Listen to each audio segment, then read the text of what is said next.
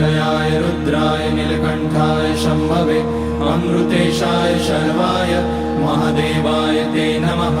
नमस्तेऽस्तु भगवन् विश्वेश्वराय महादेवाय त्र्यम्बकाय त्रिपुरान्तकाय त्रिकाग्निकालाय कालाग्निरुद्राय नीलकण्ठाय मृत्युञ्जयाय सर्वेश्वराय सदाशिवाय श्रीमान् महादेवाय नमः।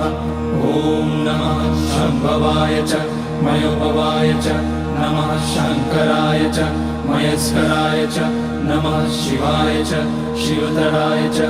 ॐ त्र्यम्बकं यजामहे सुगन्धिं पुष्टिवर्धनम् उर्वारुकमिव बन्धनान् मृत्योर्मुक्ष्यमामृतात्।